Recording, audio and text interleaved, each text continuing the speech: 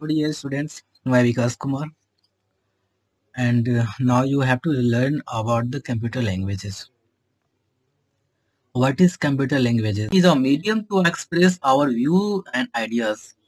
To communicate with computers, we need a language that they understand. Computer language is nothing but a language which a computer can understand. तो हमने क्या बताया language medium to express our views and idea यानी कि जो हम देखते हैं जो हमारे मन में विचार है जो हम सोचते हैं उसको भाषा क्या है भाषा का डिफिनेशन आप सब लोग जानते होंगे है ना अपने विचारों को प्रकट करना दिखाना है ना ओके ये सारे चीज जो है वो लैंग्वेज कह जाते हैं भाषा कह जाते हैं तो you we can say that to communicate with computer हम लोग को कंप्यूटर से कम्युनिकेट करने के लिए यानी कि हम लोग कंप्यूटर के साथ बात करने के लिए बताने के लिए कुछ वर्क करने के लिए ठीक है लैंग्वेज की आवश्यकता होती है और उस लैंग्वेज की आवश्यकता होती है जो लैंग्वेज वो समझ सके computer language is nothing but a language which a computer can understand computer language तो कुछ है नहीं लेकिन फिर भी एक ऐसा लैंग्वेज है जो कंप्यूटर अंडरस्टैंड कर सके समझ सके so a computer language help us input instruction and data to the computer computer language जो होता है वो हम लोगों को कंप्यूटर के अंदर डाटा को इनपुट करने में और इंस्ट्रक्शन देने में हमें सपोर्ट करता है चूंकि अब देखिए एक छोटा सा मैं एग्जांपल आपको बताऊंगा अगर आपके पास कोई पंजाब से आकर पंजाबी में बात करे और आप पंजाबी नहीं जानते हो तो क्या आप उसके साथ कम्युनिकेट कर सकते हो no it is not possible like this हम अगर कंप्यूटर से बातें करें कंप्यूटर के साथ कम्युनिकेट करें और कंप्यूटर हमारी लैंग्वेज को नहीं समझ रहा है हम कंप्यूटर की लैंग्वेज को नहीं समझ रहे हैं तो it is not possible to communicate each other okay so let's know that how many category of computer languages categories of computer languages its topic is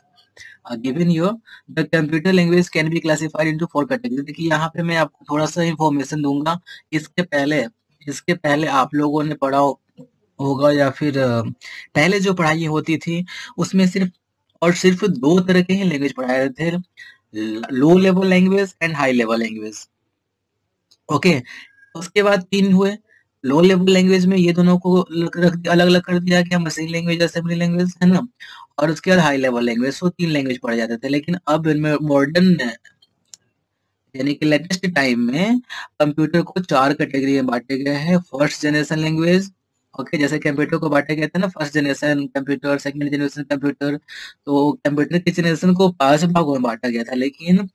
language को 4 भागों में 4 कैटेगरी में डिवाइड किए गए हैं फर्स्ट जनरेशन लैंग्वेज जिसे machine language बोलते हैं सेकंड जनरेशन लैंग्वेज जिसे असेंबली लैंग्वेज बोलते हैं थर्ड जनरेशन लैंग्वेज जिसे हाई लेवल लैंग्वेज बोलते हैं और फोर्थ जनरेशन लैंग्वेज जिसे मॉडर्न लैंग्वेज बोलते हैं हम लोग इसके बारे में पढ़ेंगे ओके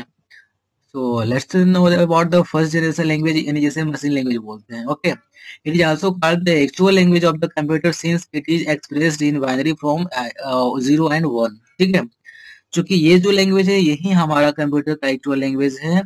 और इसमें हम लोग क्या यूज करते हैं बाइनरी फॉर्म बाइनरी डिजिट को यूज करते हैं बाइनरी डिजिट मतलब इसका लोवेस्ट सबसे कम जो होता है वो 0 होता है और सबसे बड़ा जो वैल्यू होता है वो 1 होता है 0 और 1 बस इसी के अकॉर्डिंग हम लोग इस लैंग्वेज को उस पे वर्क करते हैं this is called machine language इसे मशीन लैंग्वेज भी बोलते हैं it has the advantage of very high speed and very low memory utilisation ये मेमोरी कम लेता है लेकिन इसकी स्पीड जो है वो बहुत ज्यादा होती है understanding and learning machine language is not the टायरसम for us यानी कि चूंकि ये हमारे जो मशीन लैंग्वेज होता है ना ये हमारे लिए टफ होता है टफ एंड टायरसम फॉर अस हमारे लिए काफी ही टफ होता है हम लोग इसे समझने में काफी टाइम लगा सकते हैं ठीक है लेकिन मशीन जो कंप्यूटर है वो बहुत इजीली इसको समझ लेता है so let's know machine language is machine dependent क्योंकि ये मशीन के ऊपर डिपेंड रहता है machine language is program written on one computer में और may not run on another computer हो सकता है कि हमने जो मशीन लैंग्वेज पहले कंप्यूटर में डाला वो दूसरे कंप्यूटर में भी अगर हम रन कराना चाहते हैं तो ये जरूरी नहीं है कि रन करेगा हो सकता है रन ना भी करे Hence, it is also regarded as low level language. इसलिए इसे हम लोग क्या बोलते हैं लो लेवल लैंग्वेज क्या बोलते हैं लो लेवल लैंग्वेज LLL सो आप से अगर ये पूछा जाए कि हम लोग इस फर्स्ट जनरेशन वाले मशीन लैंग्वेज को लो लेवल लैंग्वेज क्यों बोलते हैं तो आप लोग इस पैराग्राफ को नोट कर लेंगे ठीक है सेकेंड जनरेशन कंप्यूटर लैंग्वेज देखिए सेकेंड जनरेशन लैंग्वेज जिसे हम लोग असेंबली लैंग्वेज बोलते हैं this language uses mnemonic codes or symbols in place of 0 and s, oh sorry 1. तो 0 और 1 की जगह पे क्या आ गया, न्यूमोनिक कोड. न्यूमोनिक कोड क्या होता है और सिंबल क्या होता है? तो इससे क्या हमें आसानी होती हुई कि हम लोग इसे आसानी से, मतलब 0 और 1 से तो हमें डिफिकल्ट होगा ना समझने में कि 0 क्या है 1 क्या है, कैसे हम लोग 0 1 1 1 0 लिखा है तो उसका क्या मतलब हुआ. So it's so difficult. Okay, लेकिन इसकी जगह पे अगर हम लोग निमोनिक कोड और सिंबल्स डाल देंगे तो हमें याद करने में आसान होगा. Instead of remembering the exact memory location where data and instructions are stored, symbolic memory address are used for data. यानी कि हम लोग 0 1 के जगह पे हटा दिए, हम लोग मेमोरी कहाँ लोकेशन, किस लोकेशन पे हमारे डाटा है, इससे परेशानी होती थी. तो हम लोगों ने इसकी जगह पे क्या कर दिया, सिंबॉलिक मेमोरी एड्रेस को यूज करने लगे हम लोग. इसकी जगह पे 0 और 1 यानी कि बाइनरी लैंग्वेज की जगह. ओके, बाइनरी डिजिट की जगह. Since the computer can only understand the machine language, assembly language program have to be converted into machine language. देखिए मैंने पहले ही बताया था कि सिर्फ मशीन लैंग्वेज 0 और 1 को ही कंप्यूटर समझता है. ठीक है,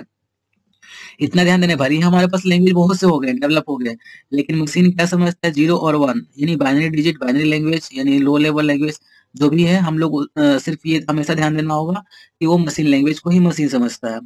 फिर भी अब हम लोगों ने जब ये लैंग्वेज को इन्वेंट कराया गया, ये लैंग्वेज बनाया गया, ये असेंबली लैंग्वेज, तो लोगों ने क्या किया, चूंकि मशीन तो ये हमारी लैंग्वेज को समझेगा नहीं, हम तो समझ लेंगे इस लैंग्वेज को, लेकिन मशीन नहीं समझेगा. तो मशीन को समझाने के लिए जो ये लैंग्वेज असेंबली लैंग्वेज था, वो ऐसे हम लोग असेंबली लैंग्वेज को मशीन लैंग्वेज में कन्वर्ट करता था. ठीक है, उसके बाद जो है मशीन है वो आसानी से समझ लेता था. इससे फायदा ये हुआ कि हम लोग भी आसानी से समझने लगे और मशीन तो अपनी लैंग्वेज में समझता ही था. This translation of assembly language program or source code into object program or object code is done by programs known as assembler. Assembler उन्होंने एक डिवाइस बनाया और assembler जो है वो assembly language को मशीन लैंग्वेज में कन्वर्ट करता और मशीन लैंग्वेज को assembly लैंग्वेज में कन्वर्ट करके हम लोग को दिखाता. ठीक है, next is third generation language, high level language. A high level language can be understood by human easily. यह आदमी के द्वारा बहुत आसानी से समझा जाता था. ठीक है, this language is machine independent. Machine से इंडिपेंडेंट मतलब मशीनों से अलग था, बिल्कुल स्वतंत्र था. A variety of HLS were high level language were developed owing to the above features. Basic, C, C++, Java, Python, VB6 etc. are some of the very popular high level language. ये जो है high level language हैं, जो हमने कुछ example भी यहाँ पे दिया है. ओके, नेक्स्ट जो है हम लोग को पढ़ना है fourth generation language, modern language. ठीक है, fourth generation language are programming language closer to English language formation. Fourth generation language are mostly used to access database. In fourth generation language, the user has to just specify the required